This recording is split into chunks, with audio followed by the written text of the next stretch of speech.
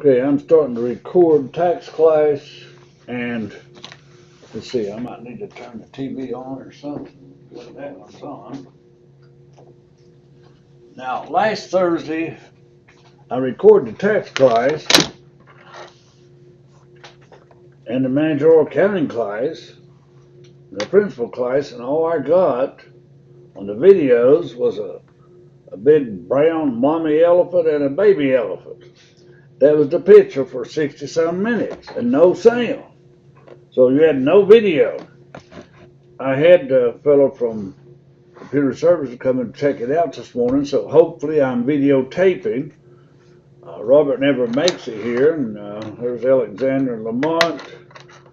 Jessica, she had a test that stressed her out, managerial. And Seth, he's out there wandering around somewhere. So, anyway, that's the group. The reason I asked you to have a book, we've got 3 chapters. Even though it's take home, you need a lot of these things explained. Even though, well, not take home, but it's open book, at least open book exam. I went over a little bit of 7, a little bit of 9, a little bit of 10. 7 is a good chapter. It has information on moving expense, which not as many are deductible anymore. It's got the entertainment and meals up to 50% deducted. It's got the education expenses. Still some pretty good expenses deductible there. It has the home office. The rules have changed a little bit. And we had the IRAs and the simplified retirement plans. Now, there's one page I haven't looked at. There's a traditional IRA and a Roth IRA that I want you to be aware of in that chapter. And we went over all 3 chapters a little, but none of them enough. We started some problems last Thursday, I think, on chapter 7.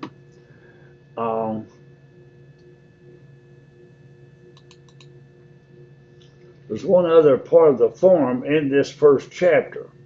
Now we're going to have to do a serious problem. It'll be take home as part of your exam. I haven't got that problem yet, but I'll give it to you as soon as I can get it ready for you.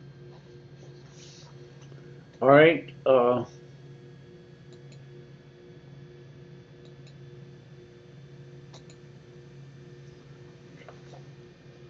think we can see that form.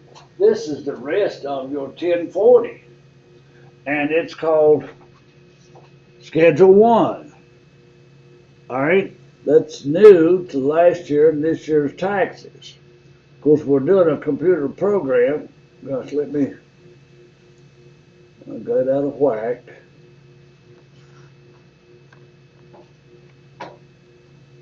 Couldn't I had it on? It's hard to judge which way to move that thing when you're looking up here. Okay. But this Schedule 1, additional income, is alimony and business income. Schedule C, capital gains,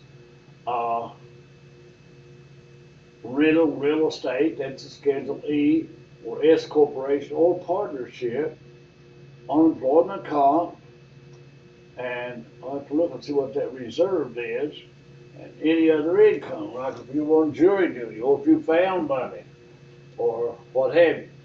So that's your income. I told you this educator expense on line 23 is up to $250. And then there's certain business expense. 25 is health saving deduction, that's available to everybody. Moving expenses for members of the armed forces only. If you pay in Social Security and you have a small business yourself, and you paid in $8,000 Social Security tax, you're going to take half of it on line 27. All right, you're going to take yourself employment health insurance. Again, if you've got a small business, you pay $15,000 a year for your family health insurance, it's deductible right here. Penalty or early withdrawal, we've looked at that. Alimony paid. But I believe in 2019, line 11, And line 31 has disappeared because they don't give you much for alimony anymore. And IRA, you can still put in, I believe it's 5,500. That's went up over the years. Student loan interest, to of course deduct that. Uh, and pretty much these reserve lines are blacked out for some reason. Probably reserved to add something in later. So they mean nothing right now. So that is chapter 7, a wrap up on it. We talked about the home office expenses. Now we're going to look at a few more problems in chapter 7. Now, if you weren't here Thursday or you didn't get a video Thursday, we did problem 41, 42, 44 in class. So that's what we did in class on chapter 7. All right. Well, I find these. We did 44. Okay, Lamont be working on number 46 till I find some solutions here. Do you have the ebook? Well, if you don't, I'll just show you right here.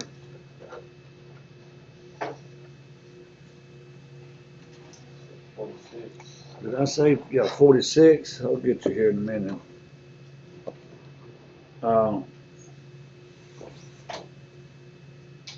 Yeah, you can see that, I think, can't you?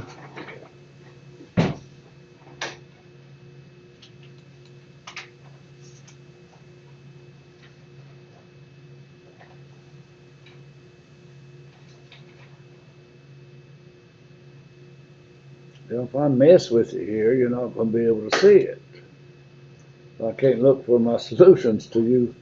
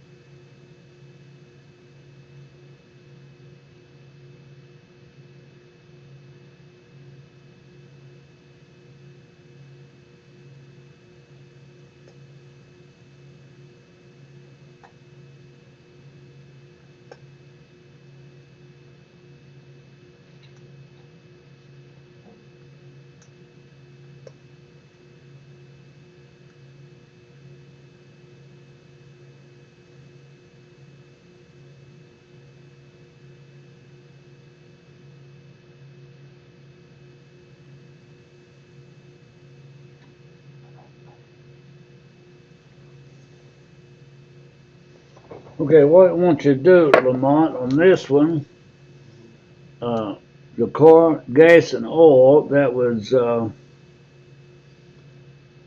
6% for business. So she gets 60% of the gas and oil, the repairs, depreciation, insurance, and tags. And you add all the parking on. Now, or you take 24,000 miles and multiply it by the mileage rate to get the standard mileage. Now, that mileage rate is what? 50 what? All right, then multiply that by 58 and see what you get. I'll look up the solution on that one.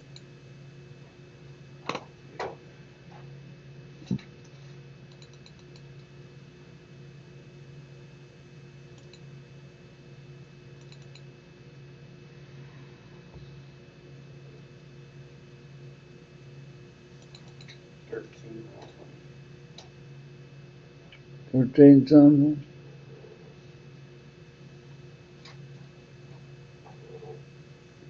I think this is it. I'm not sure.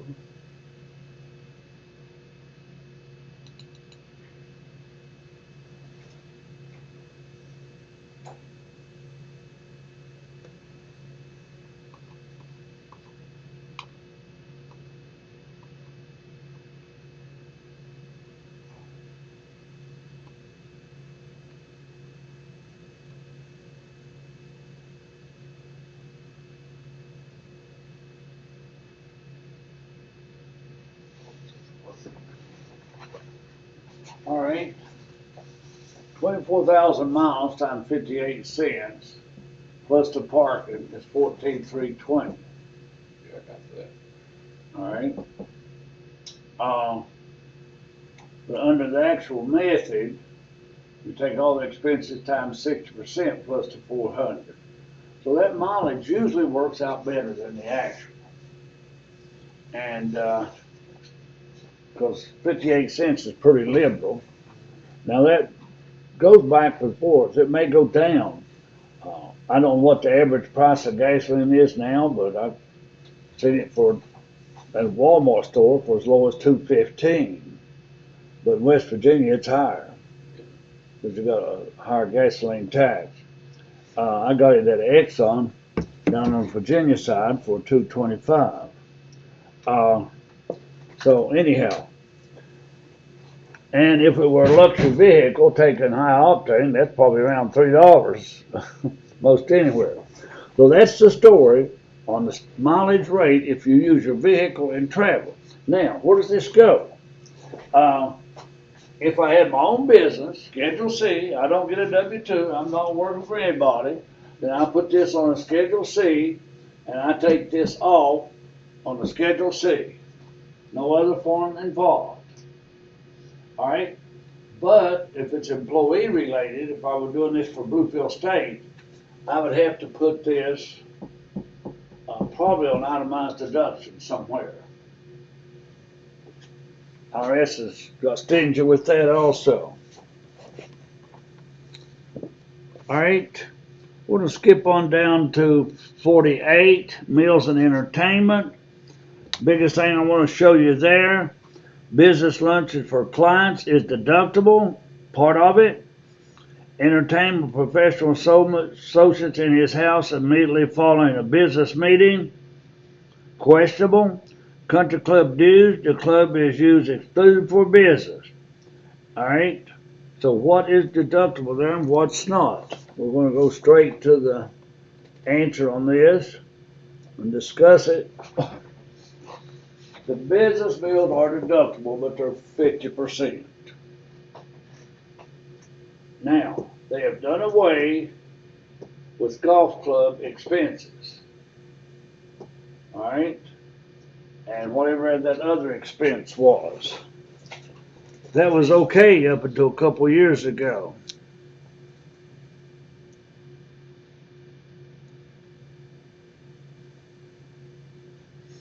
Entertainment professional associates in his home. They just had a party after a business meeting. Party not deductible. Golf club not deductible. But used to be, that golf club used to be deductible, not now. Number 50, education expenses. All right. Now, Lamont, I want you to read, take a minute, and those who are watching this on video, uh, I guess I better bring up the book.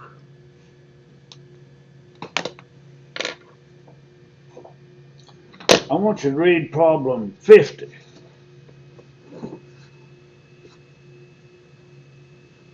Take a minute and soak it in, whether you're at home or I'm trying to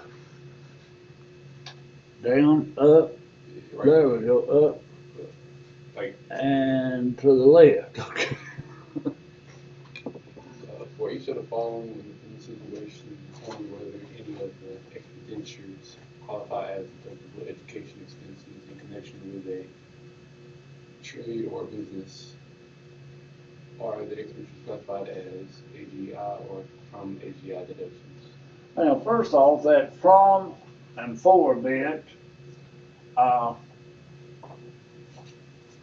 from AGI is just itemized deductions. For AGI is that for everything else. Law school tuition books for a self-employed individual who works in the income tax business and is pursuing a law degree. We got somebody working in taxes, but they're trying to get a law degree. Is that related? Is it related, education, to your job? Wait a minute, is law school related to preparing taxes? Oh, no. Probably not, even though taxes are law. May not be deductible at all. Now, B, continued professional accounting education for self-employed CPA. Now, that's continuing ed. He has to take 6-9 hours every year. Think that would be? All right. Travel, meals, registration fees, books. Now, we'd only get so much of the meal. But we'll look at the total age in a minute. Okay, somebody's working on MBA for a self-employed individual. MBA expenses $25,000. Tuition, transportation, books. Okay, MBA for a self-employed individual. So I don't know what he's self-employed at. Bar review courses for a recent law school graduate. That would be deductible. So let's look at answers on these things. It's a way of at least reviewing them.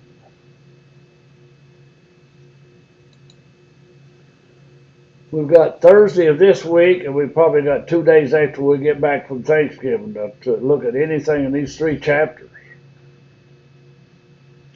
That was number what, 50? Yeah. All right, let's read a recap on it. The education qualifies for the tax for a new trade or business. That would not have been deductible in 18, 17, 16, or any year. It had to be related. Yes, deductible for AGI. You're self-employed, you need that contingent ed. Yes, deductible for AGI. The MBA degree is not considered qualifying an individual for a new trade or business. Didn't say what he was working at either. What does that mean? All right, if he were working, let's say for a bank, he's got a bachelor in business, and, or maybe, like I was teaching business in the public schools, and I went on to get my MBA. It was still related to teaching, and if I was working at a bank, it'd be related to the banking business, and it would be deductible. But now a bar review course, okay, now this lawyer graduated. Oh, I was thinking he was already working. If he takes a law review course, it's deductible. But he hadn't passed his bar yet. A bar review course is not deductible. Just like the CPA review course. Bar review course expenses like CPA are treated as incurred to meet minimum requirements. That's why it's not going to be deductible. Looking at a few of these other problems, we'll skip on down to, well, we got to do 51, office in the home. I'm just going to straight and show you an answer to that one.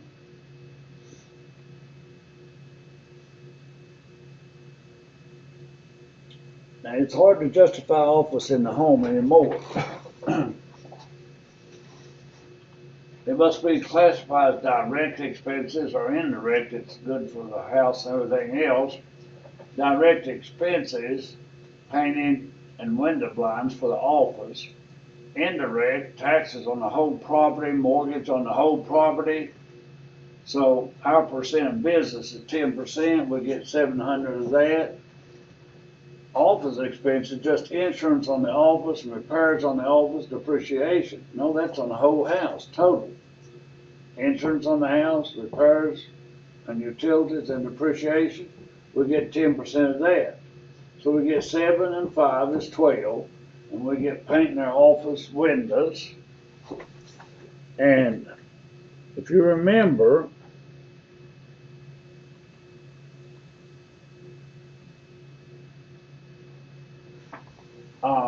the office has to be detached from the home.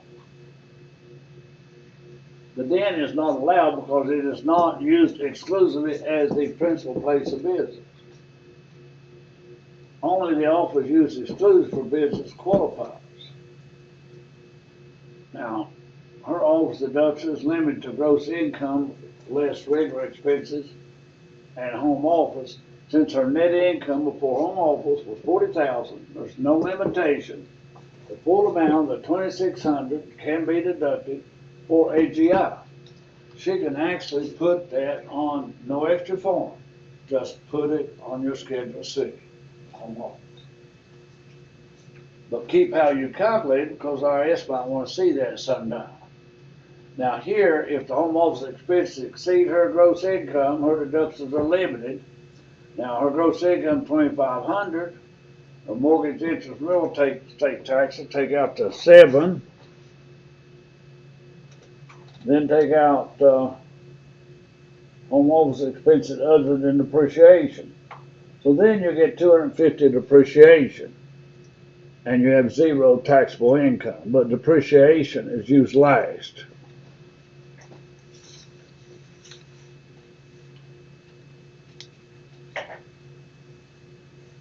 All right, we need to look at these deferred plans.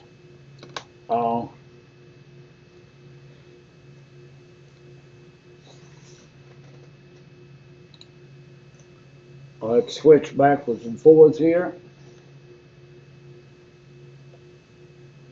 All right, to yourself then, read that bottom one.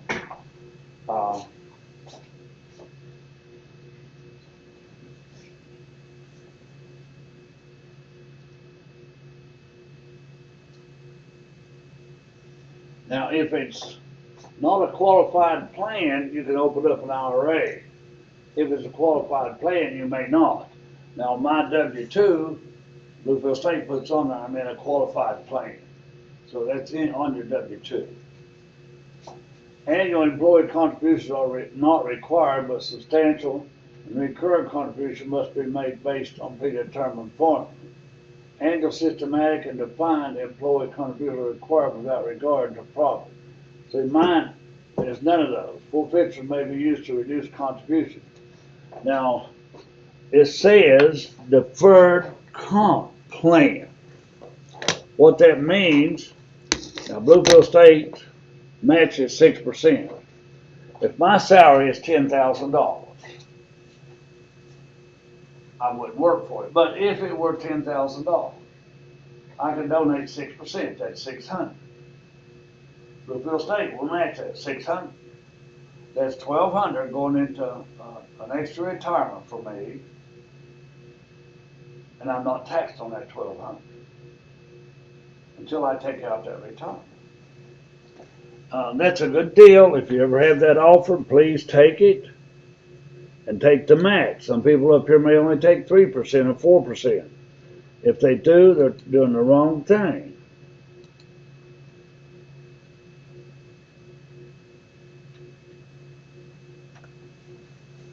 Now, this was number 52.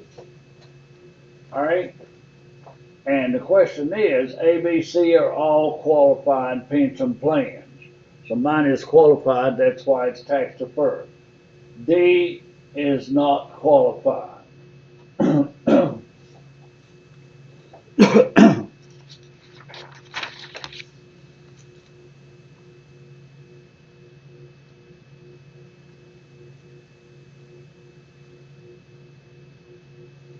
going to get down to number 55.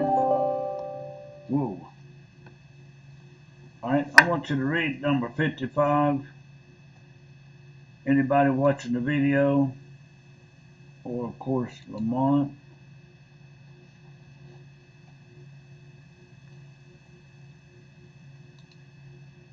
I don't know why that's showing up has faded, but it is. Read number 55 or maybe Lamont on the screen.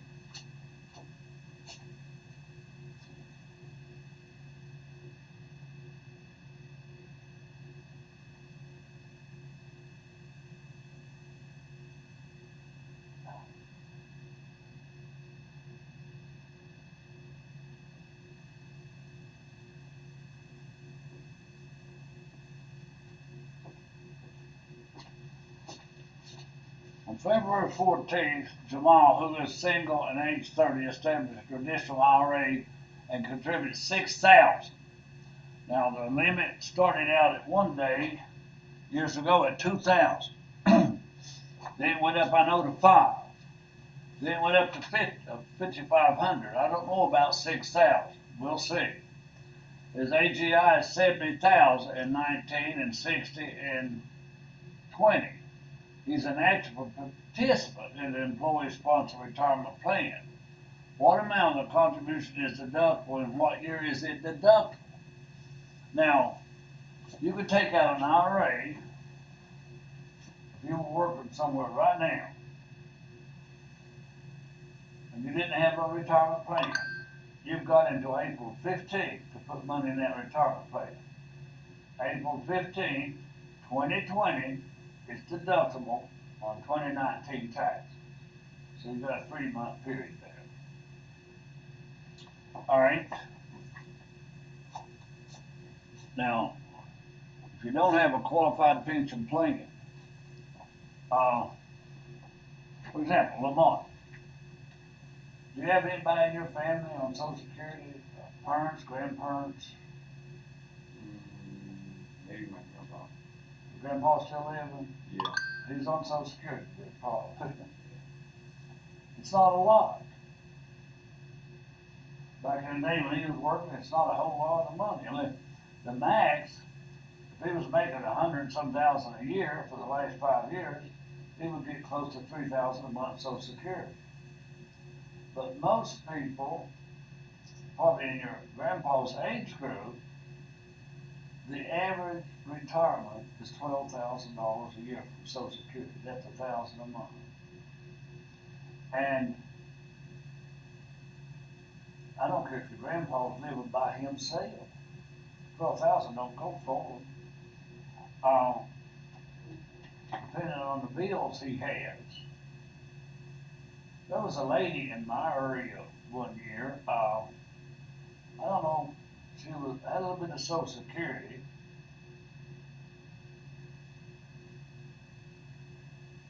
She needed some kind of help, and I forgot what it was, but it was some kind of county services, and where you had to deed them your property.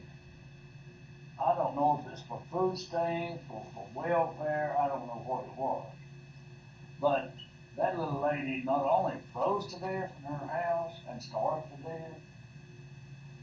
When they went into her house and found her dead, she had a quart of milk that had been aged. She had nothing to eat, and she did that. She starved herself to death and froze to death because she wanted to keep her property. She thought she'd have to deed it over to her. But I'd rather be warm and have something to eat than have the property. So I don't know if she had a family to leave it to or what. But that's a fact. And I always thought that was awful. Nobody in our country should starve to death. And when you talk about top 1% of people in this country with billions and billions of dollars, nobody should starve to death. Nobody. Churches kick in and help. But giving people a food basket at Thanksgiving or Christmas, they don't keep you from starving year round, does it? So people do need help. I'm all for welfare that will help those people from starving or freezing.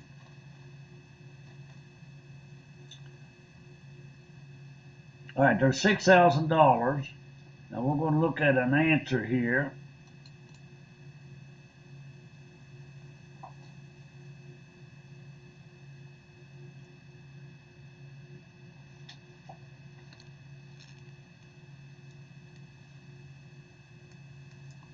number 55.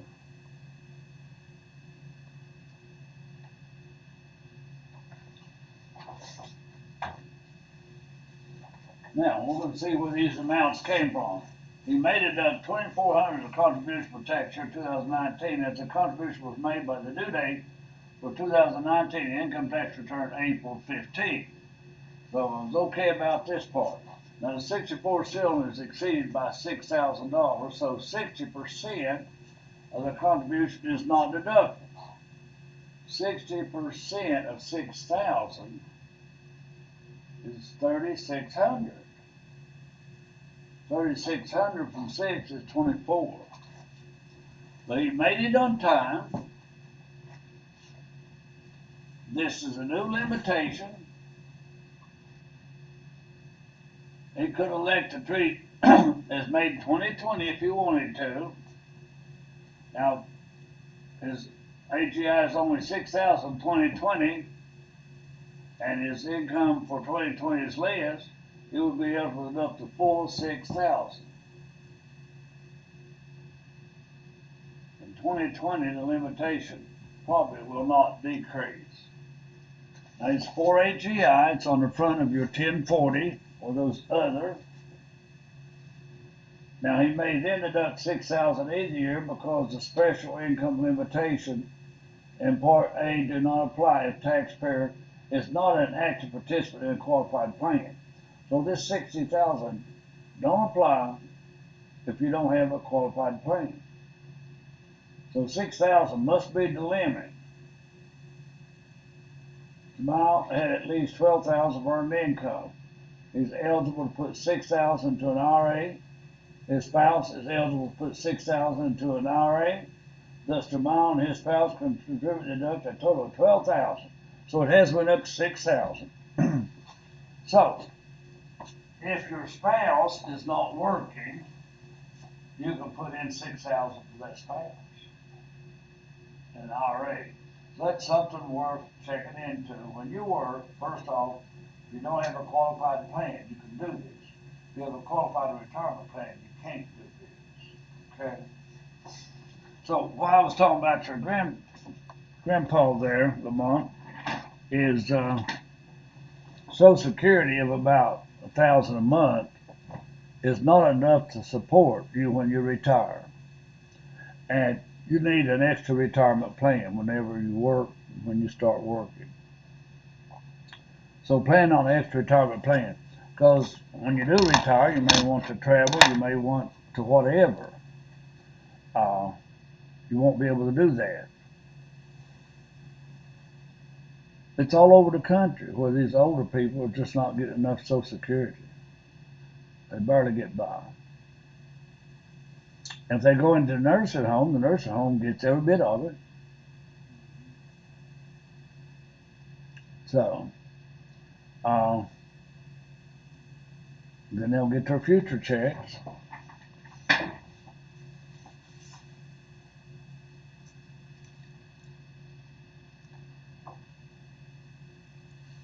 All right, so please read about the IRAs. Now I want you to look at a Roth IRA, so we need to mention it.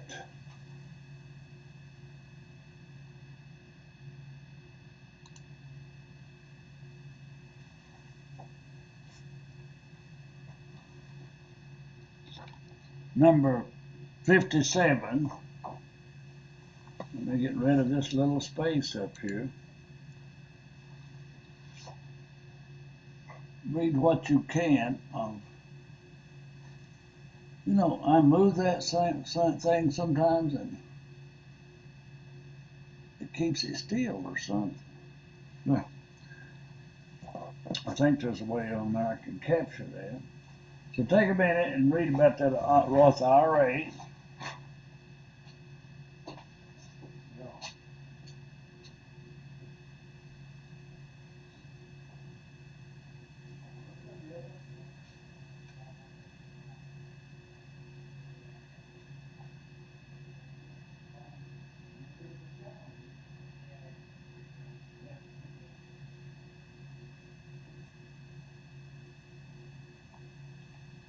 Okay, let's see how it applies, how Roth IRA is doing. May is a single age 35 and wants to make a contribution to the IRA for December 2019. She is an active participant in a qualified retirement plan. That keeps her from putting $6,000 in a plan. Her HEI is $128,000. What type of IRA, if any, can she do? It's the Roth IRA. The answer to A is the Roth IRA. Now let's say she puts $12,000 over 6 years in a Roth IRA. In 2025, she withdraws $15 to pay off her car loan. Her financial advisor suggested she withdraw the money from the IRA for 2 reasons. To eliminate her debt, no tax would be due on the distribution. What would be the tax consequence of withdrawal?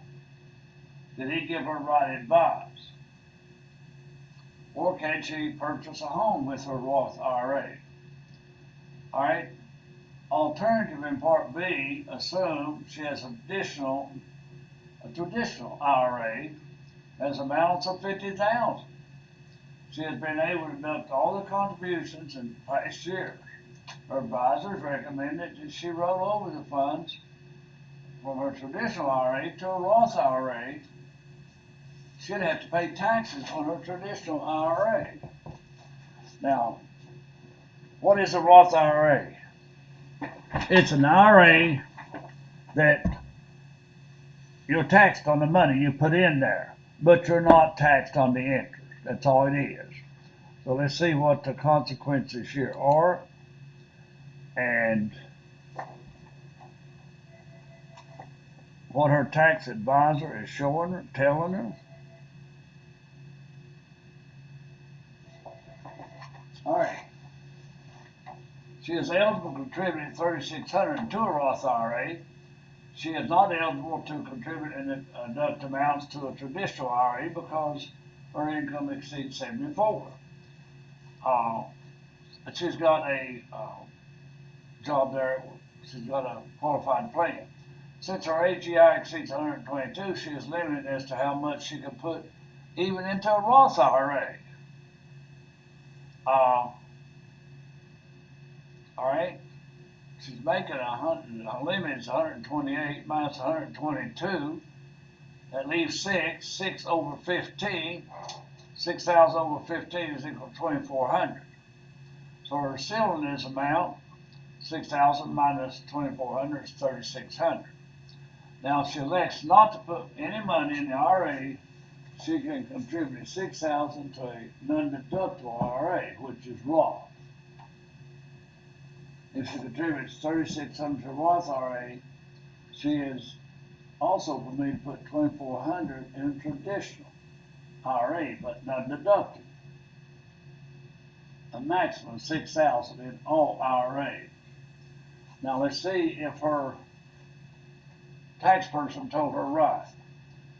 The $15,000 distribution per car loan is not a qualified distribution, so she'd have to pay taxes.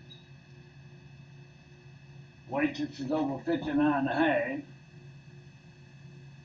It just does not qualify. Under special ordering rules for qualified distribution, she may first withdraw $12,000 tax-free to the extent further distribution to a Roth IRA. The additional 3 is included in her gross income and is subject to 10% penalty. So if it was used for a first-time home expense, the first $10,000 is qualified as a distribution. But you can't do it for a car. You pay tax on it. You can't do it for a car. Now, she is eligible to roll over the IRA.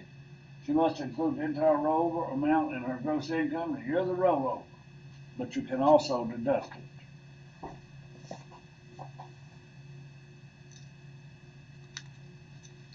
All right, now that's going to take up pretty much all of the